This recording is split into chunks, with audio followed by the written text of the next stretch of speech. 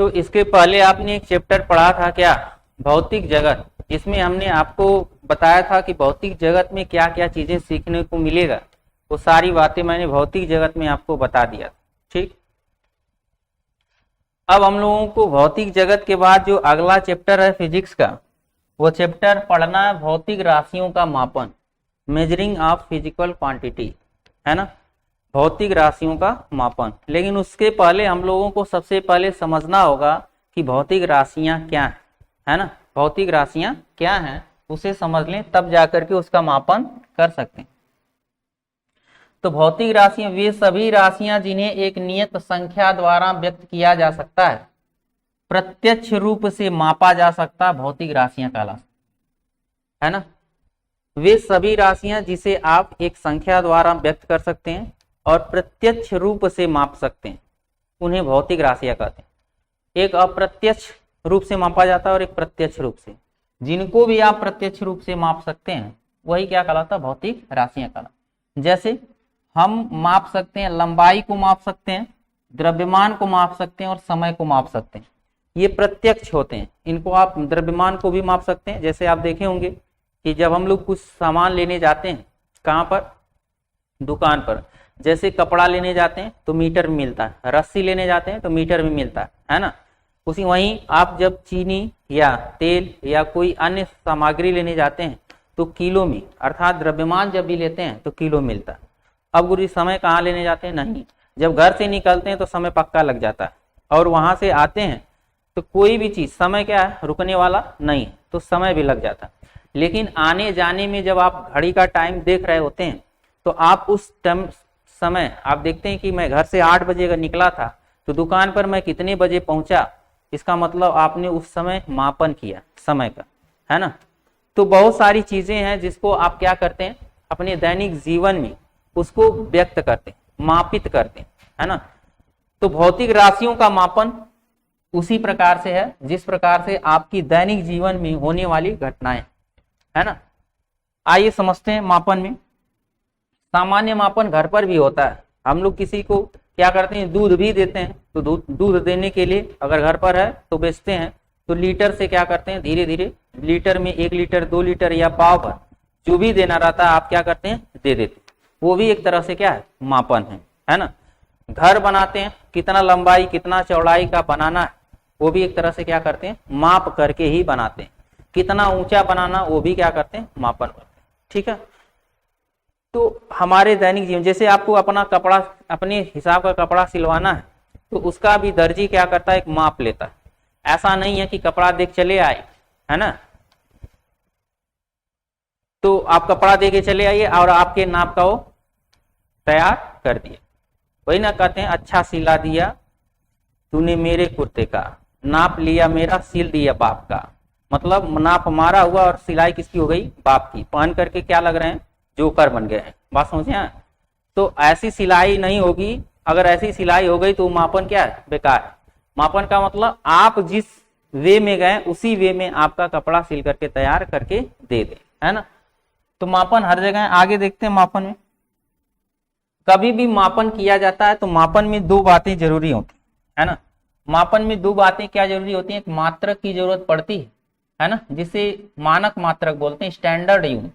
मात्रक तो होता है लेकिन एक स्टैंडर्ड यूनिट होती है। जैसे स्टैंडर्ड क्यों लगाया गया उसका मतलब समझ लीजिए। स्टैंडर्ड लगाने का अर्थ ये है कि मान लिया जाए कि आपको जाकर के मार्केट में आपको जाकर के चीनी खरीदना है और उसको लीटर से निकाल के दे, मीटर से नाप के दे, है ना, कि चलो चीनी सरिया दो भाई, 1 लीटर माप के तुमको दे देंगे, तो क्या वो माप के दे पाएगा, नहीं दे पाएगा। स्टैंडर्ड उसका होना चाहिए, अर्थात उसी के अनुसार होना चाहिए। अगर ऐसा नहीं है तो आप मापन नहीं। 1 लीटर तेल लेना, लगिए भाई बिछा करके मीटर से मापने, 1 मीटर नहीं हो रहा है, हम इसका पैसा नहीं देंगे, झगड़ा कर लीजिए दुकान पे जाकर। तो हमें क्या होना चाहिए, कोई भी राशियां जैसे तेल हुआ, चीनी हुआ, कपड़ा हुआ, ये सारी क्या है, ये भौतिक अवस्थाएं, है ना। सबकी अपनी अपनी क्या है, भौतिक अवस्थाएं। उन भौतिक अवस्थाओं का हम लोग क्या करते हैं, एक यूनिट या इकाई लेते हैं और उस इकाई, जिसे बोलते हैं इकाई या मात्रक बोलते हैं यूनिट, उस यूनिट में ही उसको हम लोग क्या कर सकते हैं, मापित कर सकते हैं। हर सभी राशियों का एक स्वरूप होता है, उस स्वरूप के अनुसार स्टैंडर्ड, तो स्टैंडर्ड शब्द का मतलब आपको समझ में आ गया होगा। स्टैंडर्ड शब्द का मतलब यह है कि जैसी राशि वैसा मात्रक, उसे स्टैंडर्ड यूनिट बोल, है ना। और कभी भी हमें जितना चाहिए, जैसे मान लिया जाए कोई चीज हम माप रहे थे और मापते समय बर्तन है और बर्तन में ये एक पौवे का बर्तन है मान लीजिए, है ना, ये एक पौवा बर्तन है। तो स्टैंडर्ड यूनिट मान लीजिए इससे तेल माप दें, दूध माप दें, दही माप दें, जो भी चीजें हम लोग माप रहे होंगे, तो एक पौवा 2 पौवा, है ना।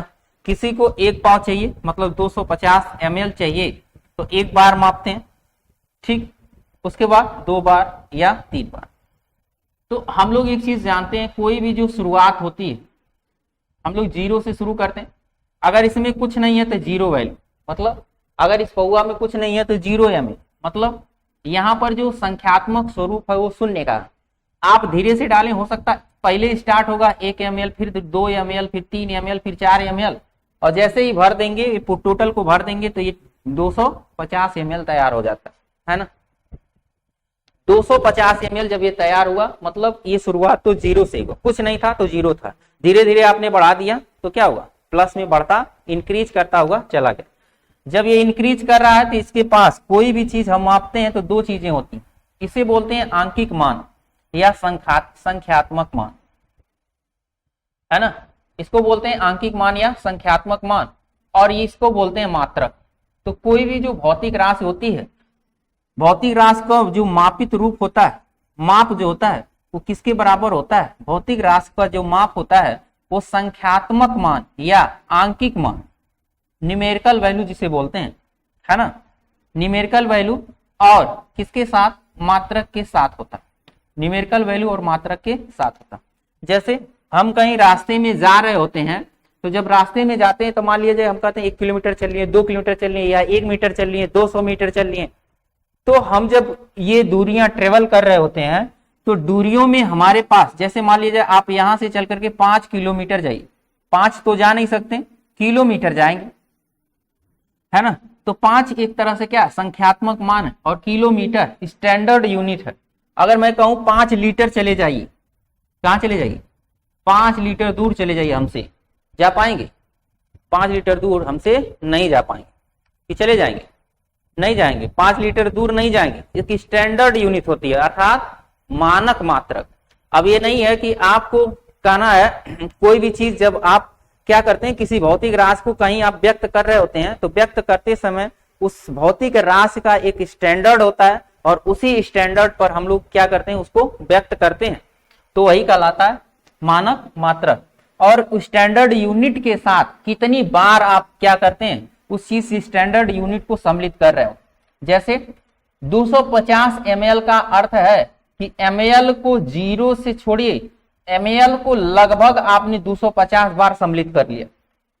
तो मात्रक किसे कहते हैं, मात्रक का परिभाषा होता है कि मात्रक किसी भौतिक राशि की या किसी मात्रक वह स्वरूप है कि यह बताता है कि वह राशि उस कितनी बार सम्मिलित है, उस रूप में वो कितनी बार सम्मिलित है। जैसे ml मात्रक अगर लें और 5 ml कहें तो इसका अर्थ ये है कि ml को 5 बार सम्मिलित किया गया, ml को 5 बार सम्मिलित किया गया, ठीक है।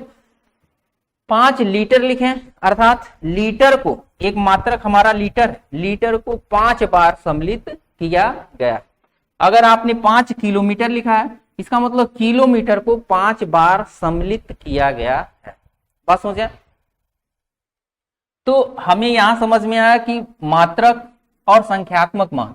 एक चीज और ध्यान रखेंगे हम लोग, मात्रक और संख्यात्मक मान जब बीमी विश्लेषण पढ़ेंगे तो इसकी आवश्यकता पड़ेगी मात्रक और संख्यात्मक मान की। जैसे होता क्या है कि मैं कहूं कि आपको जाना 5 किलोमीटर, है ना, कितना जाना है, 5 किलोमीटर जाना है।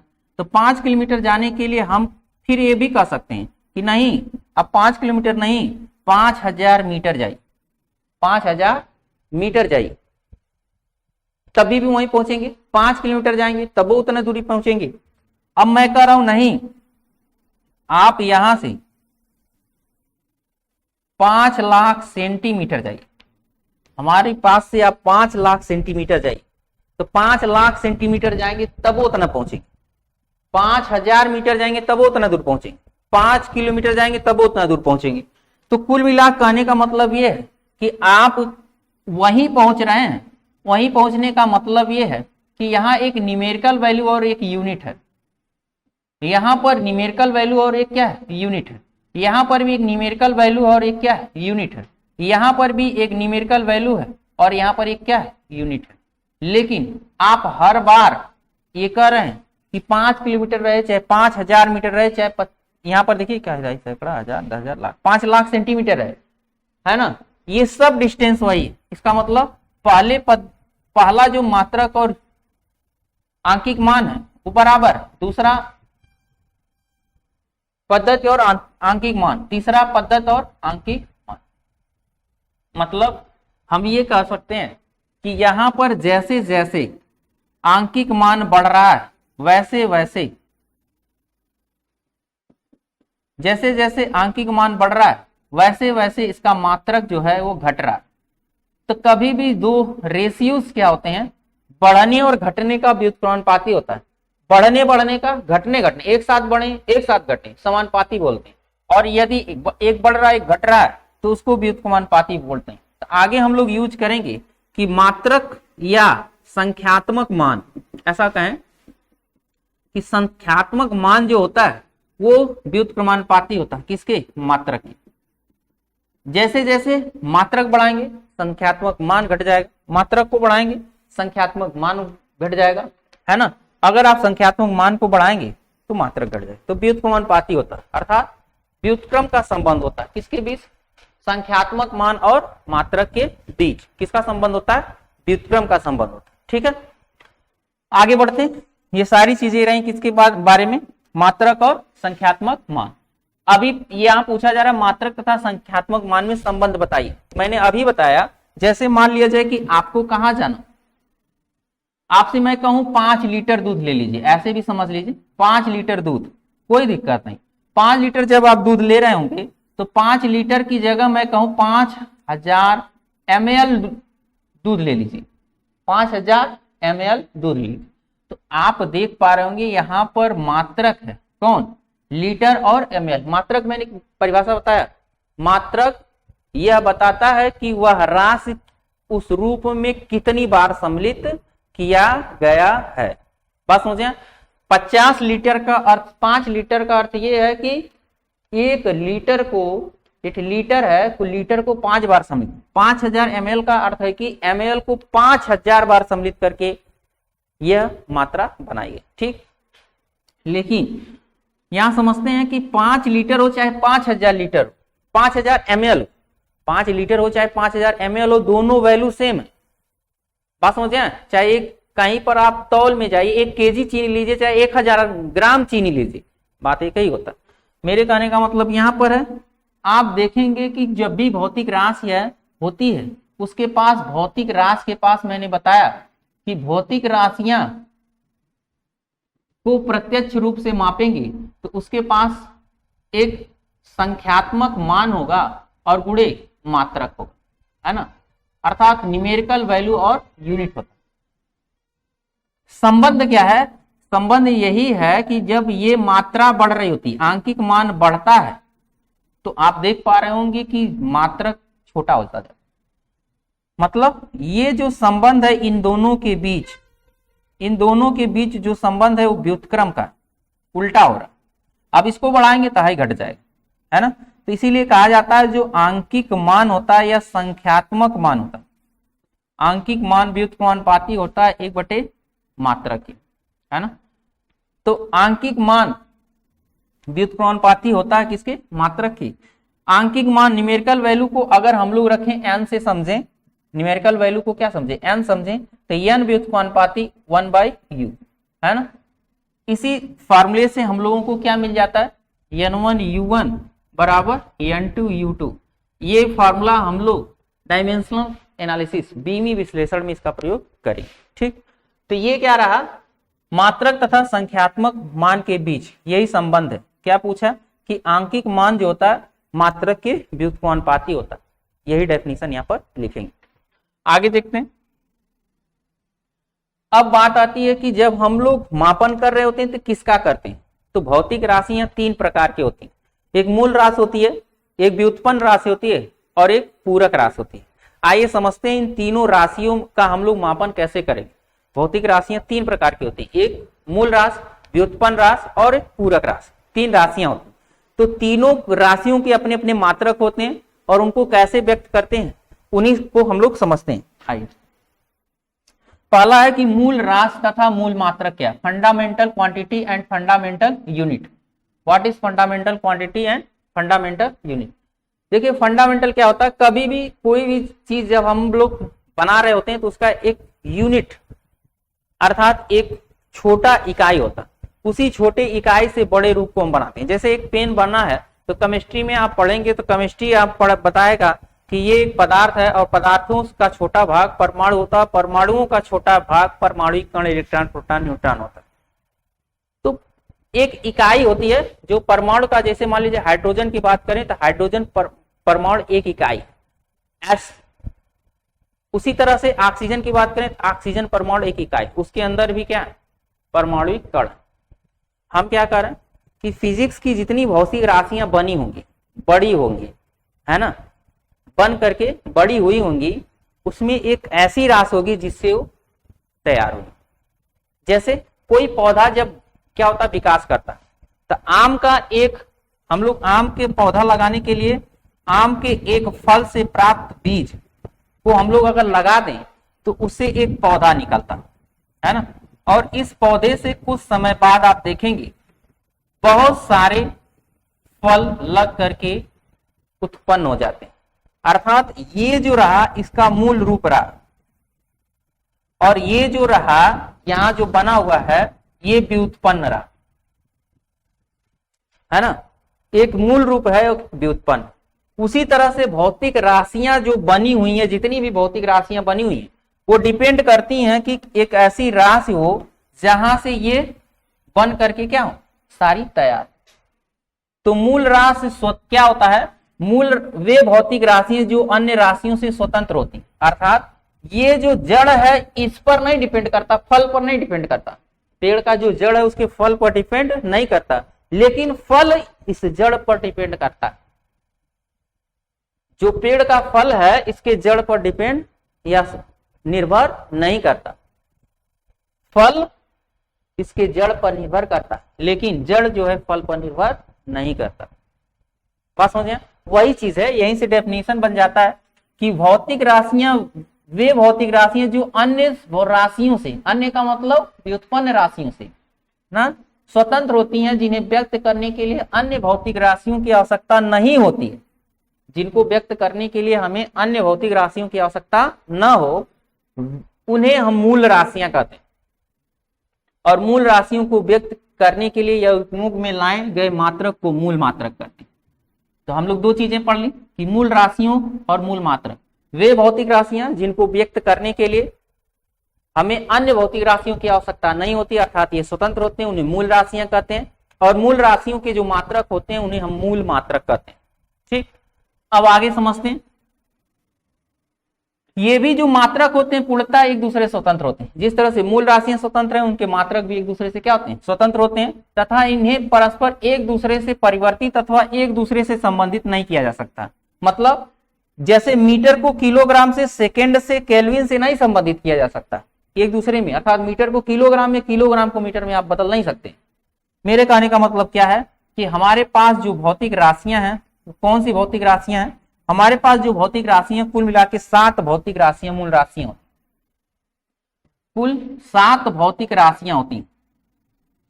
लंबाई, द्रव्यमान, समय, ताप, ज्योति तीव्रता, विद्युत धारा, पदार्थ की मात्रा, 7 मूल राशियां मानी गई हैं। और इन मूल राशियों के लंबाई का मात्रक मीटर, द्रव्यमान का मात्रक किलोग्राम, समय का मात्रक सेकेंड, ताप का मात्रक केल्विन, ज्योति तीव्रता का मात्रक कैंडिला, विद्युत धारा का मात्रक एम्पियर और पदार्थ की मात्रा का मात्रक मोल रखा गया। तो ये 7 क्या है, मूल मात्रक है, और ये 7 क्या है, मूल राशियां। अर्थात आप ये जो पौधे का जड़ है, फिजिक्स का जो टोटल जड़ है, जड़ में फिजिक्स में हम जितनी भी राशियां पढ़ने वाले हैं, उन सभी राशियों में क्या दिखाई देने वाला है कि यही जो राशियां हैं ये मुख्य हैं, और यही मुख्य राशियों से हम अन्य राशियों को क्या करेंगे, व्युत्पत्ति करें। अब वही बात आती है कि इन राशियों से जो राशियां बनती हैं उन्हें व्युत्पन्न राशियां कहते हैं। अर्थात अगला हम लोगों को जानना है व्युत्पन्न राशि और व्युत्पन्न मात्रक, derived quantity and derived unit.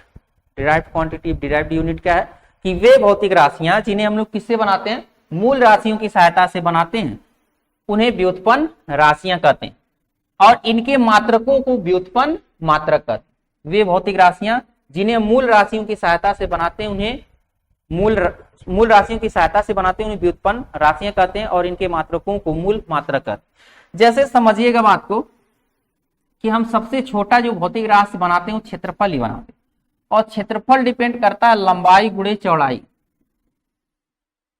लंबाई गुणे चौड़ाई, देखिए एक चीज ध्यान रखेंगे, लंबाई चौड़ाई और ऊंचाई ये तीनों, ये केवल क्या है, एक डायरेक्शंस होते हैं कि ये बताते हैं कि लंबाई का मतलब ये है कि आप अगर लेफ्ट टू राइट लंबाई ले रहे हैं, है ना, लेफ्ट टू राइट अगर लंबाई ले रहे हैं तो आप फ्रंट से बैक तक आप चौड़ाई लीजिए, अगर आप ऐसा ले लिए तो ऊपर से नीचे तक ऊंचाई लीजिए, लेकिन सब के सब लेंथ ही होते हैं, चाहे ऊपर से नीचे करिए, चाहे दाहिने बाएं करिए, चाहे आगे पीछे करिए, वो सब के सब क्या होते हैं, लेंथ होते हैं, है ना।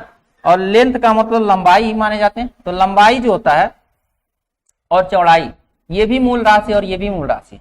तो सबसे छोटी जो व्युत्पन्न राशि मानी जा रही है वो क्षेत्रफल अगर ले लें तो क्षेत्रफल लंबाई और चौड़ाई पर डिपेंड कर रहा है, इसलिए क्षेत्रफल व्युत्पन्न राशि है। और इनके अलग अलग मात्रक मीटर और मीटर ले लें, है ना, तो इनके व्युत्पन्न मात्रक मीटर स्क्वायर या कहीं कहीं वर्ग मीटर भी लिखा रहता, कोई दिक्कत नहीं, वर्ग मीटर या मीटर। दूसरा कहा जाता है आयतन। आयतन का मतलब भी होता है लंबाई गुणे चौड़ाई गुणे ऊंचाई, लंबाई गुणे चौड़ाई गुणे ऊंचाई लिया जाता। तो लंबाई भी मीटर, चौड़ाई भी मीटर और ऊंचाई भी क्या, मीटर होता है। अगर इसकी बात करें 3 बार गुणा कराएं तो पढ़े होंगे अलजेब्रा के अनुसार ये 3 घात हो जाएगा, अर्थात इसको घन मीटर भी लिखा जाता है, घन मीटर या मीटर। आयतन भी व्युत्पन्न राशि है, क्षेत्रफल भी व्युत्पन्न राशि है, आयतन भी, उसी तरह से बल भी क्या है, व्युत्पन्न राशि है, ठीक है। और दाब, चाल इत्यादि क्या है, व्युत्पन्न राशि है ना। इनके मात्रक जो व्युत्पन्न राशियां मिलेंगी, व्युत्पन्न राशियों के मात्रक को हम लोग क्या बोलेंगे, व्युत्पन्न मात्रक बोलेंगे। अब आप समझ गए होंगे कि व्युत्पन्न राशियां क्या है, व्युत्पन्न मात्रक क्या है। एक और राशि है जिसे बोलते हैं पूरक राशि और पूरक मात्रक। एक अगली राशि है पूरक राशि और पूरक मात्रक। पूरक राशियां क्या होती हैं, जो मूल राशियों तथा व्युत्पन्न राशियों के अतिरिक्त हैं 2 अन्य भौतिक राशियां होती हैं। जो मूल राशि और व्युत्पन्न राशि के अतिरिक्त 2 राशियां हैं जिन्हें पूरक राशियों में रखा गया, और पूरक राशियों में एक कोण और एक रखा गया घन कोण। समतल कोण क्यों लिखा और घन कोण क्यों लिखा, जैसे मान लिया जाए कि अगर कोई चीज सीधा एक समतल है या ऐसे सीधा रेखा से अगर हम लोग कहीं किसी बिंदु पर मिला देते हैं तो ये जो कोण बनता है इसे हम लोग समतल कोण थीटा कहते हैं। अब आप इस रेखीय भाग को न मिलाइए, अगर आपने एक क्षेत्रीय भाग को ले लिया, एक एरिया ले लिया और इस एरिया को किसी जगह आपने मिला दिया तो यहां जो एंगल बनता है इसे घन कोण कहते हैं। समझे, यहां जो कोण बनता है उसे घन कोण कहते हैं। तो यही जो 2 राशियां इन्हें पूरक राशियां कहते हैं। कोण जो होता है इसका मात्रक रेडियन रखा जाता है, डिग्री भी या रेडियन, और इसका मात्रक रखा जाता है स्टेरेडियन, है ना, रेडियन तथा स्टेरेडियन। तो पूरक राशियां क्या है, वे भौतिक राशियां जो मूल राशियों या व्युत्पन्न राशियों के अतिरिक्त होती हैं उन्हें पूरक राशियां कहते हैं। पूरक राशियां जैसे कोण तथा घन कोण, कोण भी समझ गए होंगे, घन कोण भी समझ गए होंगे, और इसके मात्रक क्या है, रेडियन और स्टेरेडियन। आगे बढ़ते हैं। मात्रकों की अंतरराष्ट्रीय प्रणाली बनाई गई। मात्रकों की अंतरराष्ट्रीय प्रणालियां देखा जाए तो 3 होती हैं, लेकिन चौथे के बारे में हम लोग चर्चा कर लेंगे। अंतरराष्ट्रीय प्रणाली ये बनाई गई, एक बनाया गया MKS सिस्टम और एक बनाया गया CGS सिस्टम, FPS सिस्टम। अब इसके बारे में हम लोग चर्चा कर लेते हैं। देखिए, मीटर किलोग्राम सेकेंड प्रणाली का अर्थ ये है कि जब अंतरराष्ट्रीय प्रणाली में हम लोग मापन कर रहे होंगे तो मापन के समय हमें आवश्यकता पड़ेगी लंबाई को मापने की, द्रव्यमान को मापने की, समय को मापने, मुख्य रूप से, है ना। इनके लिए एक सिस्टम बनाया गया कि लंबाई को क्या करेंगे, जब आप लंबाई को मीटर में व्यक्त करें, द्रव्यमान को किलोग्राम में अर्थात केजी में व्यक्त कर रहे होंगे और समय को सेकंड में व्यक्त कर रहे होंगे, तो इसको MKS सिस्टम कहा गया। इसको क्या कहा गया, MKS system. M for metre, K for kilogram, S for system या S फॉर सेकंड सिस्टम। फिर सेंटीमीटर, अगर आपने लंबाई को सेमी में रखा, है ना, और इसको ग्राम में रखा, किसको, द्रव्यमान को, समय को सेकंड में रखा गया, तो इसको बोलते हैं CGS system. CGS system, centimetre gram second system. और यदि आपने लंबाई को फुट में रखा, है ना, और द्रव्यमान को पाउंड में रखा और समय को सेकंड में रखा, तो इनके पहले पहले लेटर से ये बन जाता है FPS system, foot pound second system, है ना, फुट पाउंड सेकंड सिस्टम। तो इस तरह से तीसरी प्रणाली, पहली, दूसरी और तीसरी, 3 प्रणालियां हो गई। इन तीनों प्रणालियों के बाद चौथी प्रणाली जो MKS प्रणाली है, उसी के तुल्य कौन होता है, SI सिस्टम। इसको बोलते हैं इंटरनेशनल सिस्टम यूनिट, ऐसे लिख दें, इसको बोलते हैं इंटरनेशनल सिस्टम यूनिट।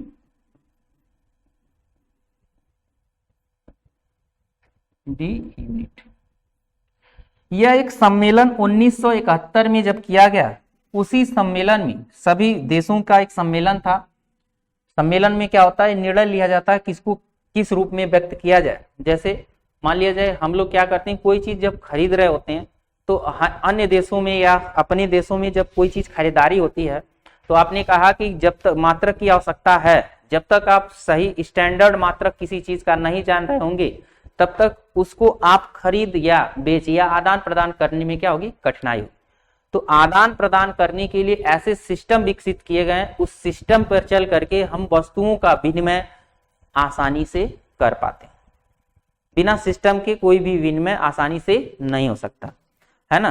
तो उस सिस्टम को और इजी बनाने के लिए एक बैठक 1971 में की गई, जिसे SI सिस्टम कहा गया। और SI सिस्टम MKS सिस्टम के तुल्य ही होता है। SI सिस्टम MKS सिस्टम के तुल्य होता है। ठीक, ये क्या था, भौतिक राशियों का मापन।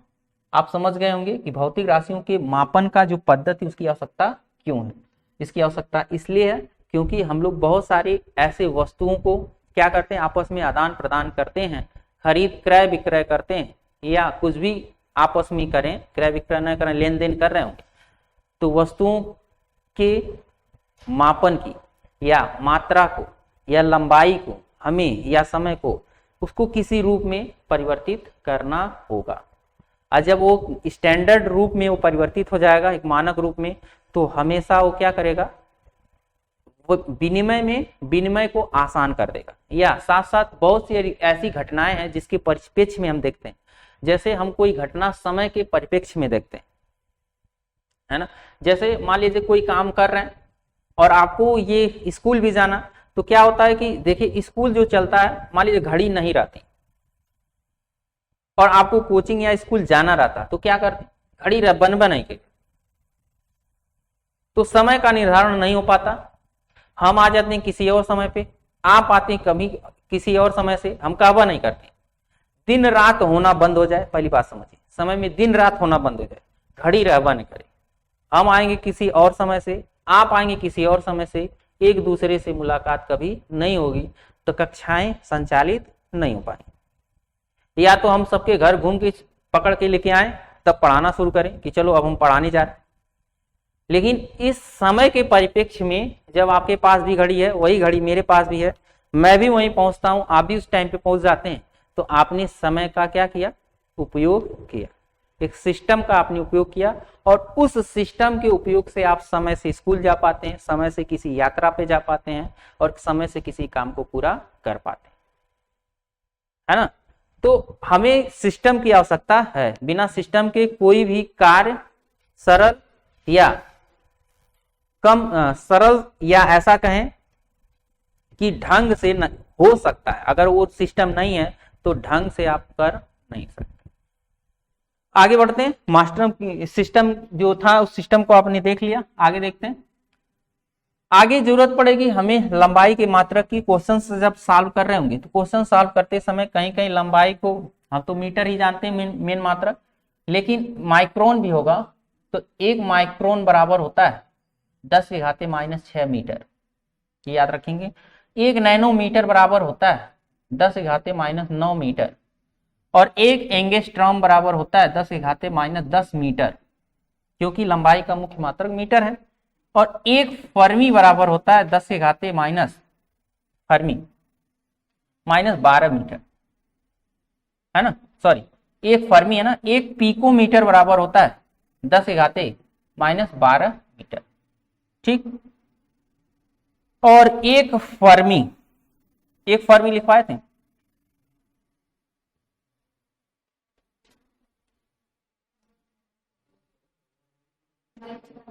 ना। और 1 फर्मी बराबर हम लोग पढ़े थे 10⁻15 मीटर, ठीक है। तो आगे भी हम लोग इसको देखेंगे कि ये जो मीटर्स हैं, क्वेश्चंस जब सॉल्व कर रहे होंगे तो कहीं माइक्रोन, नैनोमीटर और एंगस्ट्रॉम या फर्मी में देगा, क्योंकि बहुत सारे आप देखेंगे कि क्यों आपने पढ़ा था कि भौतिक जगत में वस्तुओं की 2 अवस्थाएं, एक माइक्रोस्कोपिक, एक मैक्रोस्कोप, स्थूल तथा सूक्ष्म।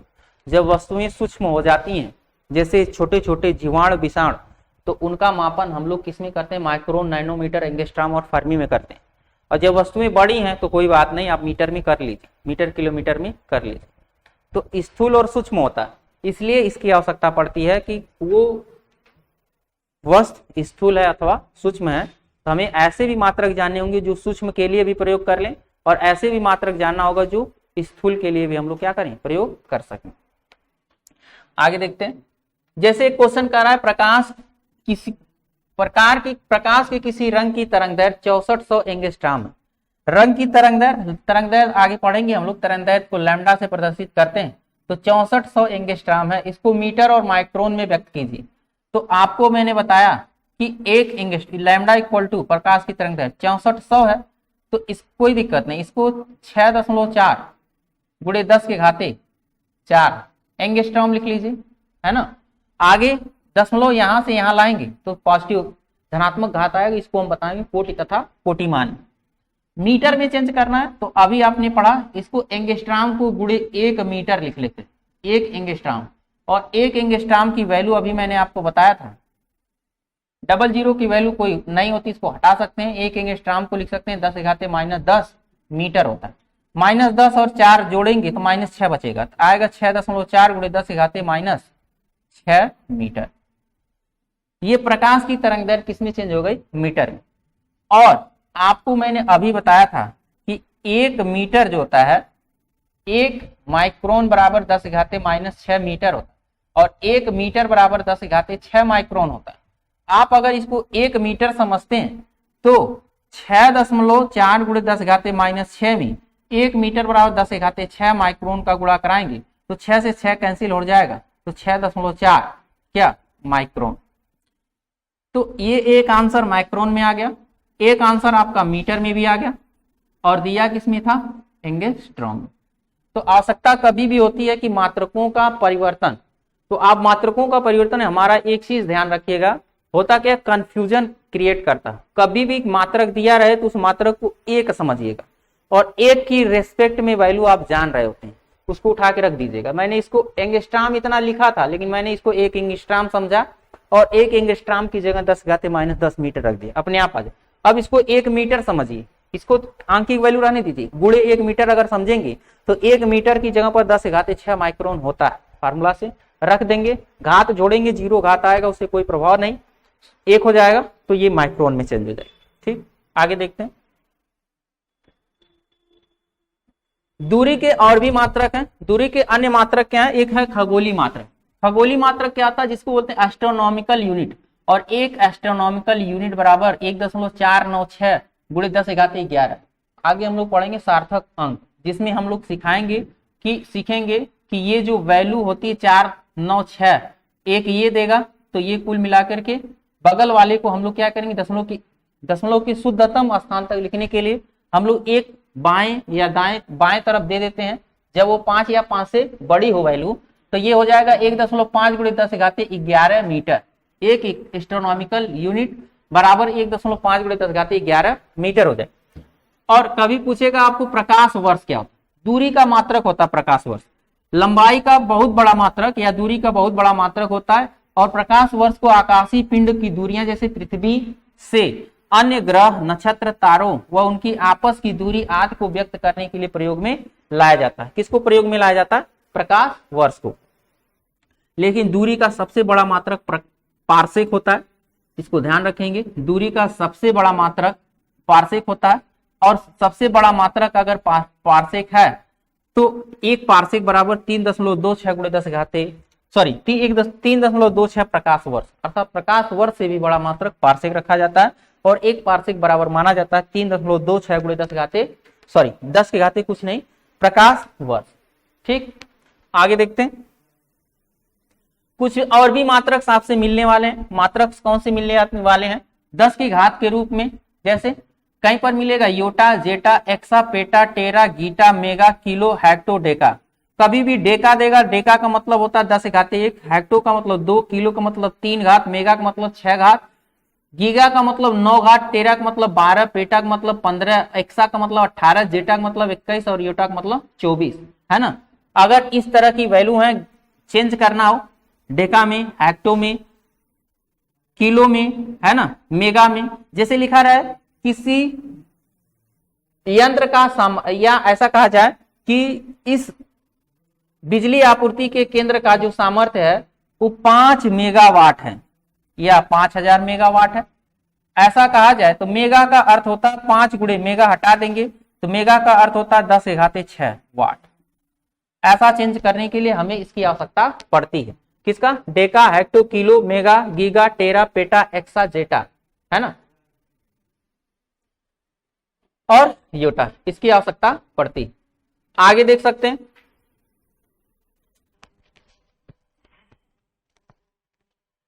हम लोग पढ़ रहे थे मापन।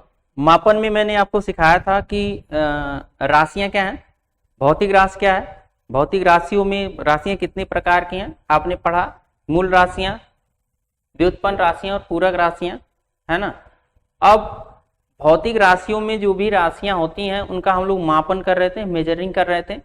अगर मेजरिंग कर रहे होंगे तो हमने उसमें कुछ अलग अलग मात्रक आपको बताएं कि फर्मी, एंगस्ट्रॉम, है ना, प्रकाश वर्ग, पारसेक इत्यादि, जो जितने भी डिस्टेंस है वो मैंने आपको बताया। अब होता क्या है, कभी मापन की कुछ घटनाएं होती हैं जो आगे चल करके चैप्टर्स में हम कुछ बताएंगे, अभी समझा जाएगा, लेकिन चैप्टर्स आगे पढ़ेंगे तो ये सारी चीजें क्लियर हो जाएंगी। लेकिन हम क्लियर करने का प्रयास करेंगे कि दूरियों का जब हम लोग मापन कर रहे होते हैं तो दूरियों के मापन के लिए कुछ ऐसी विधियां होती हैं जो अप्रत्यक्ष होती हैं। एक प्रत्यक्ष मापन करते हैं और एक अप्रत्यक्ष मापन करते हैं। अप्रत्यक्ष का मतलब ये है कि अब मान लिया जाए कि आपको किसी पहाड़ की टोटल ऊंचाई ज्ञात करना है ना, किसी पहाड़ की टोटल ऊंचाई ज्ञात करना है तो पहाड़ पे चढ़ करके मीटर लगाएं, ऐसे मान लिया जाए, ऐसे पहाड़ हो ऐसे, और इसकी ऊंचाई मापना हो और तुम यहाँ पर हो और फीता लेके चढ़ जाओ इसको मापने, तो जब यहाँ पहुंचोगे तो जब गिरोगे तो हड्डी गुड्डी क्या हो जाएगा? भूसा हो जाएगा। जितना हड्डी गुड्डी है सब क्या होगा? भूसा हो जाएगा। मान लिया जाए कि आप कहीं किसी समुद्र में तैर रहे हैं, समुद्र की गहराई मापना हो, है ना, तो गहराई मापने के लिए आपको कहा जाए समुद्र जो है उसमें पानी में घुस जाओ और पानी में ऐसी डुबकी मारो कि नीचे सतह तक घुस जाओ। पानी में कहाँ जाओ? नीचे सतह तक घुस जाओ, और नीचे सतह तक जब जाओगे पता चलेगा कहीं अपना अपना के टंग जाओगे, दोबारा वापस नहीं आ पाओगे। तो बहुत सारी ऐसी दूरियां होती हैं जो आप मीटर ले करके या कोई चीज मापक लेकर के आप माप नहीं सकते, है ना।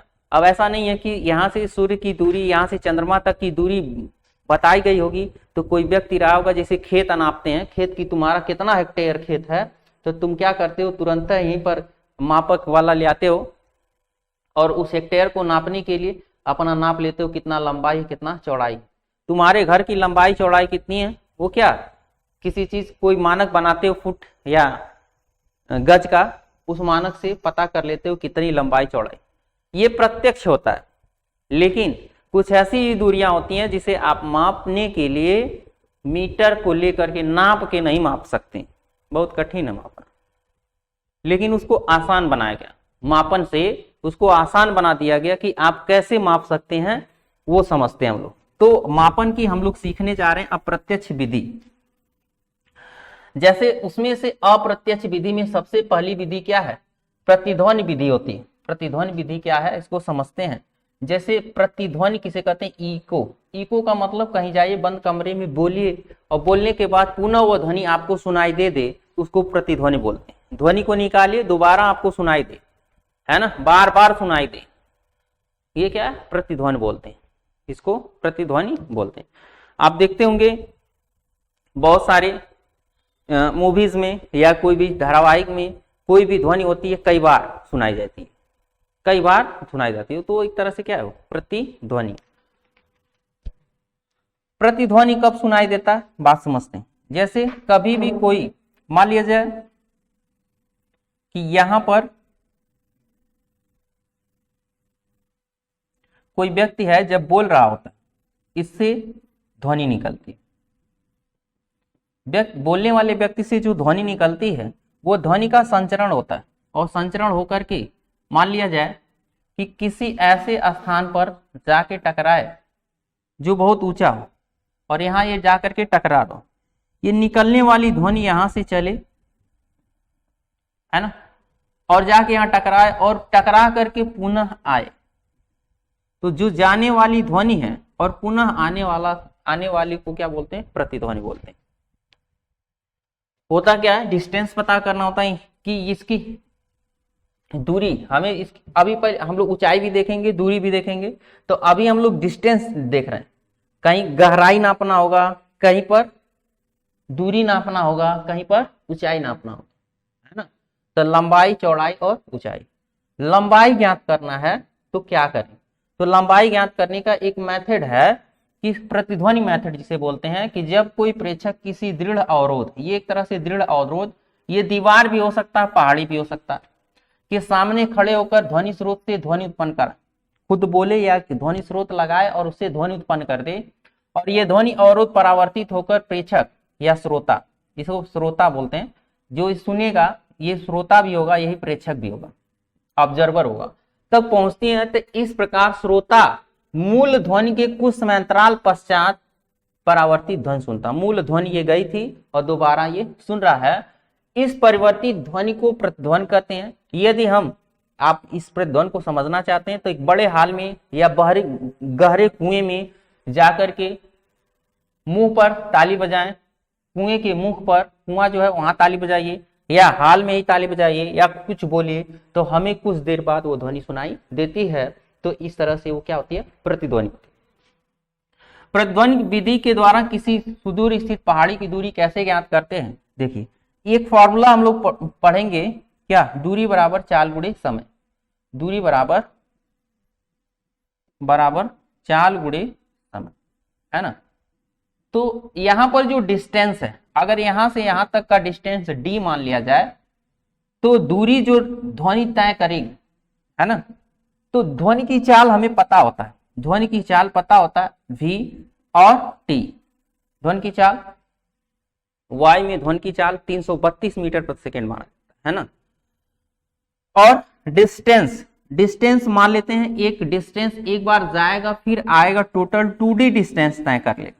यहाँ पर जो टोटल डिस्टेंस ये तय करेगा 2d तय कर लेगा, तो कुल दूरी 2d हो जाएगा। समय मान लिया जाए पूरा घुमा प्रतिध्वनि सुनने का समय t हो, तो ऑब्जर्वर जो प्रेक्षक होगा वो डिस्टेंस पता कर लेगा v गुणे t बाई 2 से। यहाँ पर d की डिस्टेंस जो है पता हो जाएगा v गुणे t बाई 2 से। तो ध्वनि की चाल, अगर ध्वनि आपने उत्पन्न किया, ध्वनि की चाल y में पता होता है 332 मीटर प्रति सेकेंड होता। जल में भी इसका नियत चाल है। जब हम लोग ध्वनि चैप्टर पढ़ेंगे तो वहां पर धन ठोसों में, द्रव में और गैसों में ध्वनि की चाल पढ़ेंगे, वहां लाप्लास संशोधन भी पढ़ेंगे, ठीक है, ध्वनि की चाल के लिए। लेकिन यहाँ हमें एक चीज पता चल गया कि कभी भी डिस्टेंस अगर ज्ञात करना है तो हम हर जगह ये फीता लेके, मीटर लेके नहीं भिड़ जाते हैं नापने के लिए। हमें कोई एक आइडिया, अप्रत्यक्ष विधि होती है जिससे आप डिस्टेंस को लगभग में पता कर सकते हैं, है ना। तो ये पता हो जाता, कई ऑब्जर्वेशन प्रेशर लेने के बाद माध्य निकाल दिया जाता तो पता चल जाता वो कितना डिस्टेंस पर है। ये प्रतिध्वनि मेथड था। अगला देखते हैं, एक होता है सोनार विधि। अब समझिएगा सोनार विधि क्या है। सोनार लिखा गया, सोनार व्यक्ति का नाम नहीं है। सोनार विधि जो होता है, सोनार अंग्रेजी शब्द के वाक्यांश साउंड नेविगेशन एंड रैंगिंग। सोनार का साउंड, साउंड का मतलब SO और नेविगेशन का NA और रैंगिंग का R लेकर के ये बनाया गया सोनार, है ना। तो सोनार का फुल फॉर्म होता साउंड नेविगेशन एंड रैंगिंग, जिसका संक्षिप्त रूप से जो अर्थ होता है, जिसका सिद्धांत, ये संक्षिप्त रूप है और इसका अर्थ क्या है समझते हैं कि ध्वनि के परावर्तन पर ये भी आधारित होता है। जो सोनार है, sonar sound navigation and ragging, navigation का मतलब ध्वनि के परावर्तन पर। अभी इसी के पहले हमने क्या किया, ध्वनि का परावर्तन ही दिखाया था। इसके पहले हमने ध्वनि का, ध्वनि टकराए वापस लौट करके आए, तो ये ध्वनि का एक तरह से क्या है, परावर्तन, उसका उपयोग करते हैं। और इसका उपयोग, सोनार का उपयोग हम लोग कहाँ करते हैं, इसका उपयोग जल के भीतर गहराई में स्थित वस्तुओं जैसे समुद्री चट्टान, जहाज, पनडुब्बी स्थित की स्थिति ज्ञात करते हैं कि कितनी स्थिति है ना।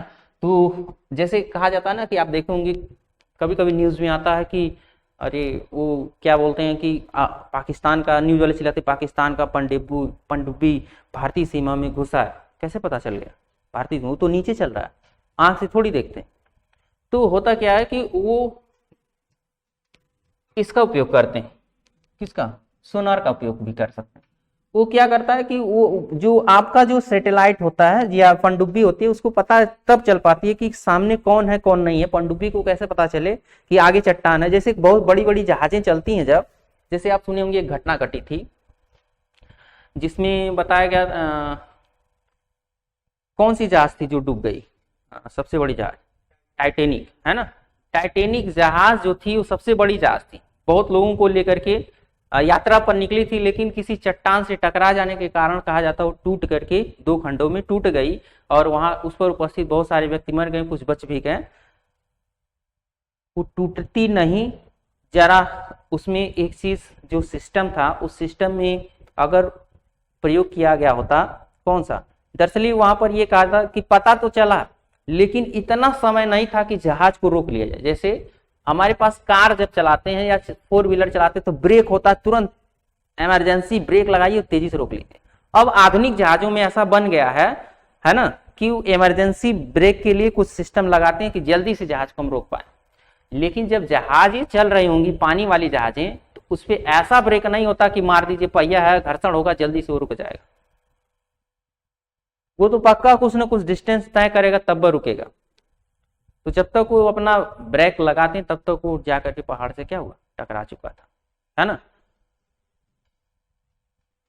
अब ये सब चीजें क्या है, इससे पता कर लिया जाता है कि आगे कौन सी चीजें हैं, जैसे समुद्री चट्टान है कि अंदर जहाज है कि पनडुब्बी आदि है कि नहीं। तो ये सोनार का उपयोग करते हैं उसमें।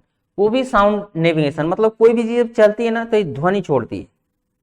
कोई भी चीज जब कहीं चल रही होती है तो वो ध्वनि छोड़ती है ना। जब ध्वनि छोड़ती है तो उसी को नेविगेट किया जा रहा है कि ये ध्वनि तरंगे आ कहां से रही।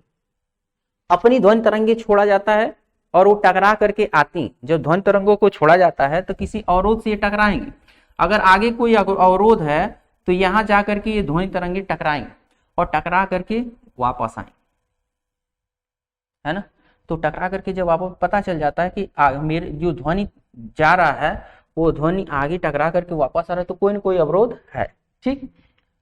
तो प्रेक्षक जो होता है पराश्रव ध्वनि तरंगों को एक प्रेसी द्वारा किसी दिशा में प्रेषित करता है। जब इन तरंगों में जो ये तरंगे होती हैं, इन तरंगों में मार्ग का कोई अवरोध जैसे समुद्री चट्टान, पनडुब्बी आदि आ जाती है, तो ये तरंगे अवरोध से परावर्तित होकर के पुनः प्रेक्षक तक पहुंचती है, जहां एक अभिग्राही द्वारा अभिग्रहण हो जाता है। मतलब जो अभिग्राही होता है, जो ऑब्जर्वर होता है, उस यंत्र को या व्यक्ति को वो पता चल जाता है कि कितनी दूर पर वो समुद्री चट्टाने या पनडुब्बी या जहाजें हैं। ठीक है, तो ये डिस्टेंस कैसे ज्ञात करें? वही चीज है, टोटल डिस्टेंस अगर d जाएगा तो d वापस भी आएगा, d जाएगा तो d क्या करेगा? वापस आएगा। और दूरी बराबर चाल गुणे समय, मान लिया जाए कि उसमें जो चाल है v इंटू टी, पानी में जो ध्वनि की चाल है वो v इंटू टी। तो हम लोग पढ़ेंगे ना, ठोसों में द्रव की चाल, द्रवों में ठोसों में ध्वनि की चाल, द्रवों में ध्वनि की चाल और गैसों में ध्वनि की चाल,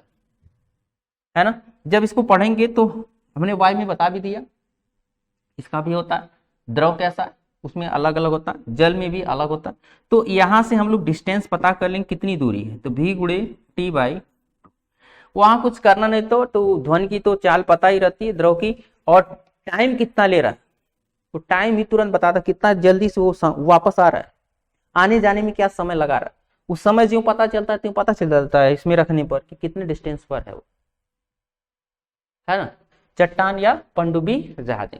तो ये जो विधि है वो कैसी विधि है? एक अप्रत्यक्ष विधि है। हम लोग फीता से नापने, ये पनडुब्बी क्या बोले कि पाकिस्तान वालों तुम अपनी पनडुब्बी रोको, हम अपनी रोक रहे हैं, चलो फीता नापते हैं कितना दूर है, पानी में डूब जाओ और तैर तैर लगो नापने, ऐसा थोड़ी होता है। ऐसा नहीं। तो सोनार मेथड, सोनार का फुल फॉर्म याद रखेंगे, साउंड नेविगेशन एंड ट्रैकिंग याद रखेंगे। ठीक है, आगे देखते हैं। एक अगली विधि है लेजर, लेजर मेथड पढ़ेंगे। Laser light amplification by stimulated emission and radiation, stimulated emission of radiation, light amplification by stimulated emission of radiation. इसके पहले लेटर L, इसका A, इसका S और इसका E और इसका A, सब मिला करके लेजर, कुल मिलाकर के शॉर्ट में इसको क्या हो जाता है? लेजर लाइट, है ना। लेजर लाइट आप देखे होंगे, जो पतली से किरण टॉर्च जलाते हैं उसमें देखें लेजर मतलब, लेजर मतलब एक वर्णीय प्रकाश स्रोत होता है, जो अधिक तीव्रता का एक वर्णीय प्रकाश स्रोत क्या है? एक लेजर, अधिक तीव्रता का एक वर्णीय प्रकाश स्रोत। ठीक है, फिर समझते हैं। लेजर का मतलब मैंने समझा दिया आपको, लेजर का मतलब होता है कि अधिक तीव्रता का एक वर्णीय प्रकाश स्रोत क्या है? लेजर है। अब इसको समझते हैं। लेजर एक अति तीव्र एक वर्णीय एक दिशी प्रकाश पुंज होता है। लेजर बीज सिद्धांत का प्रकाश परावर्तन पर आधारित होता है। इस विधि द्वारा पृथ्वी से चंद्रमा या इसी प्रकार अन्य खगोलीय पिंड की दूरी ज्ञात की जाती है। मैंने अभी समझाया था ना, अप्रत्यक्ष विधि से क्या करना? डिस्टेंस हमें फाइंड आउट करना।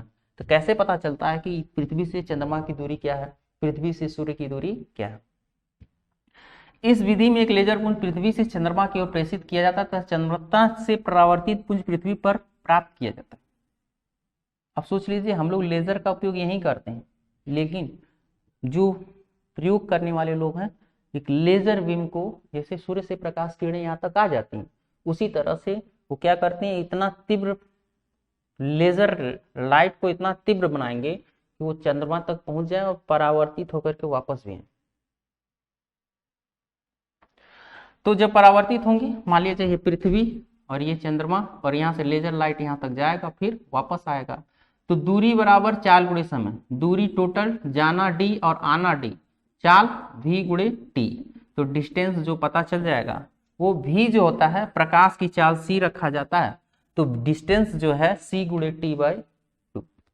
तो कितना टाइम ले रहा है, टाइम भी केवल पता करना रहता है। जो टाइम पता चला तो डिस्टेंस पता चल जाता ना। तो यदि पृथ्वी से लेजर पुंज प्रेषण पृथ्वी पर पुनः अभिग्रहण के बीच समांतराल हो तथा वायु में प्रकाश का वेग हो, तो पृथ्वी व चंद्रमा के बीच की दूरी समांतराल t ले लिया जाए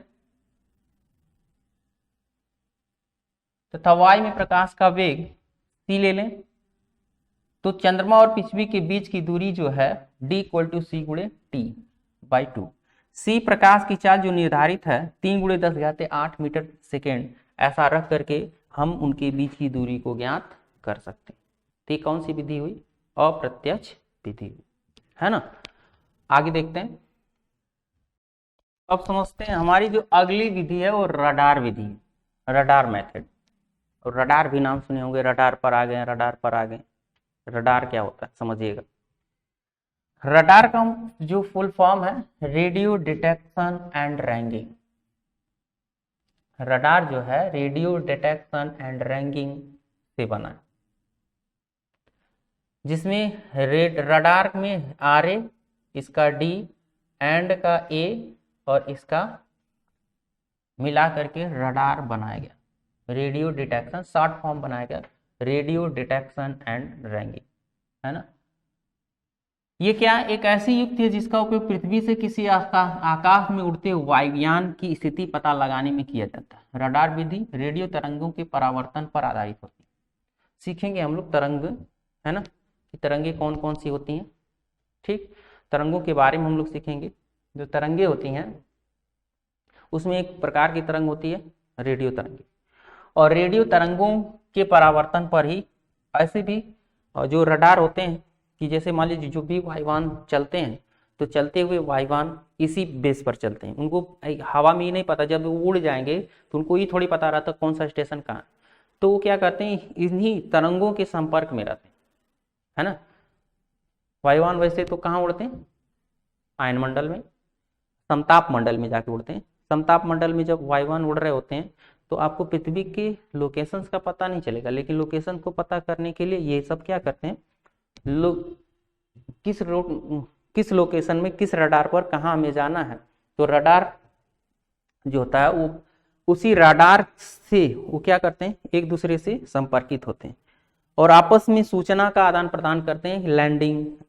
लैंडिंग का टाइम क्या है, लैंडिंग किस पर करना है, कैसे करना है, वो सारी बातें जो चालक होते हैं और वहाँ स्टेशन मास्टर होते हैं उनके बीच होता रहता है। तो रडार जो होता है ऐसा ही नहीं है, युद्ध क्षेत्र में भी रडार का बहुत प्रयोग है। रडार ही बताता है कि हमारे जो क्षेत्र में अभी देखे होंगे कि आपको पता चला होगा कि कुछ दिन पहले पाकिस्तान में मूंछ वाले कौन थे, अभिनंदन। उनको पता चल गया था जब पाकिस्तान का जो जंगी जहाज है आपके क्षेत्र में आया, तो कैसे पता चला वो जंगी जहाज आपके क्षेत्र में आ गया? वो पता चला रडार से। रडार बताता, संसूचित कर देता है कि ये जो इसकी एरिया उस एरिया से दूसरे एरिया में या हमारे एरिया में आ गया। रडार के उपयोग से वो पता चल जाता। और रडार ये बताता है कि कितनी हाइट पर है, कहां पर है ना। तो रडार से ये पता चल जाता है, जिसमें रडार स्टेशन प्रेषित रेडियो तरंगे आकाश में सभी दिशाओं में प्रेषित की जाती है, सब दिशाओं में चलता है। जब इनके मार्ग में कोई वायुयान आ जाती है तो ये तरंगे वायुयान से परावर्तित होती हैं और परावर्तित तरंगों को रडार स्टेशन अभिग्राही द्वारा ग्रहण कर लिया जाता है, छोड़ देगा। जो इसके एरिया में आएंगे तुरंत उसके क्षेत्र पर कहाँ पर रडार स्टेशन अभिग्राही पर जाके पहुंच जाएंगे कि अब कोई आ गया, ब्लिंक करने लगेगा, है ना, कि या इस एरिया में इस जगह पर ये क्या होती है कि वो जो रडार होता है वो पता कर लेता है कि इस एरिया में इस जगह पर ये हलचल हो रहा है। यदि रेडियो तरंगों प्रेषण और अभिग्राही के बीच समांतराल T हो तो रडार स्टेशन से वायुयान की दूरी फिर वही। रडार एक तरह से क्या है, चूंकि हम जब तरंगे पढ़ेंगे तो प्रकाश में उपस्थित वर्णों के आधार पर तरंगों का अलग अलग भाग पढ़ेंगे। जैसे हम लोग पढ़ेंगे दृश्य क्षेत्र, है ना, पराबैंगनी क्षेत्र, औरक्त क्षेत्र, है ना, रेडियो तरंगे, गामा तरंगे, एक्स तरंगे, ये सारी चीजें पढ़ेंगे।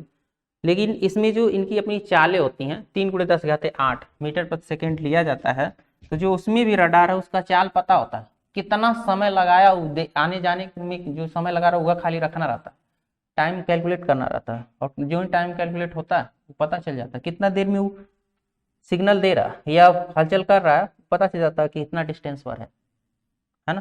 तो रडार का उपयोग हम लोग क्या करते हैं, रडार का उपयोग रेडियो तरंग आकाश में सभी दिशाओं में प्रेषित करके जब इनके मार्ग में कोई वायुयान या कोई भी चीज आ जाए तो ये तरंगे वायुयान से परावर्तित होकर परावर्तित तरंगों के रडार स्टेशन के अभिग्राही के द्वारा ग्रहण किया जाता है तथा यह रेडियो तरंगे प्रेषण व अभिग्राही के बीच समांतराल और टी हो तो स्टेशन और वायु की दूरी, स्टेशन और वायुयान की दूरी d = c/t/2 से फाइंड आउट कर ले। फिर आगे समझते हैं। एक है त्रिभुजन विधि। त्रिभुजन विधि क्या है? त्रिभुजन विधि में ज्यामितीय गुणों का उपयोग करके किसी दूर स्थित वस्तु जैसे मीनार, वृक्ष, पहाड़ी आदि की ऊंचाई ज्ञात करने में किया जाता है। यह उन्नयन कोण के नापने के लिए उपकरण का प्रयोग में भी लाया जाता है जिसे सेक्सटेंट कहते हैं। सेक्सटेंट। इसके कहने का मतलब यह है कि जैसे कोई दूर कोई वस्तु हो और इसका डिस्टेंस पता करना है तो दो तरह से पता करते हैं। ज्ञात दूरी की स्थिति, मान लीजिए ये इसका हाइट पता करना है, नहीं पता, हाइट पता कर सकते हैं। इसके नीचे से आइए कुछ दूरी चलिए, है ना, जिसमें से हमें उन्नयन कोण पता चलेगा। किससे? सेक्सटेंट से हमें उन्नयन कोण पता चल जाएगा। और जो ही उन्नयन कोण पता चल जाएगा 30 अंश, 60 अंश, 40 अंश जो भी पता चल जाए तो डिस्टेंस रहेगा ही रहेगा, है ना। और tan थीटा बराबर हम लोग पढ़े रहते हैं लंब बटे आधार। अगर x दूरी h को पता करना है तो h बराबर tan x tan थीटा से सॉल्व कर लेते हैं और ये पूरी ऊंचाई पता चल जाती है। कोई मीनार है उसकी ऊंचाई पता करना है, अभी नहीं चढ़ के लगे ना अपनी निकाल सकते, सेक्सटेंट से एंगल निकालते, ये डिस्टेंस अपने आप पता चले। अब यो डिस्टेंस नहीं पता है, अब पता चले कि मान लीजिए पहाड़ी ऐसी जगह पर है और यहाँ पर ये इसका हाइट पता करना है और यहाँ खाई है, नहीं जा सकते हैं, ऐसे है, तब क्या करेंगे? कोई दिक्कत नहीं, आप कुछ जा सकते। यहाँ से पहले इसका एंगल पता करते हैं, मान लीजिए यहाँ अल्फा हो और पुनः यहाँ पर एंगल पता करते हैं, मान लीजिए बीटा, है तो चल सकते हैं, एक्स पता हो जाए। अब इस एच को पता करना है ना, तो इस एच को पता करने के लिए हम लोग फार्मूला ये लगाते हैं, एच इक्वल टू एक्स बटे, आप 10th में एक क्वेश्चन रहा होगा, अगर हाइट एंड डिस्टेंस ट्रिग्नोमेट्री पढ़े होंगे तो एच की वैल्यू कैलकुलेट कराया होगा, एच इक्वल टू एक्स बटे cot theta 1 minus cot theta 2। कहते हैं भाई इक्वल ट्रिग्नोमेट्री पढ़ के क्या होगा, हम क्या करेंगे, कौन ही जगह प्रयोग करेंगे। तो वो सब गधे हैं, वो सब पक्का कहेंगे, जो गधों को पता नहीं है जब प्रयोग नहीं करेंगे। जैसे ना कहते अधजल गगरी छलकत जाए, आधा अधूरा ज्ञान जो होता है वो ना कहते हैं नीर हकीम खतरे जान, आधा अधूरा ज्ञान बहुत खतरनाक होता है। खतरनाक का मतलब हम तो कुछ नहीं किए, हम कुछ नहीं जान पाए, तो दूसरे को ऐसा बताओ कि वो ना जाने, बगल वाला डिस्ट्रैक्ट करेगा तुमको बार बार, इक्वल पढ़ लिख के काम। लेकिन पढ़ लिख के हुआ बहुत कुछ हुआ।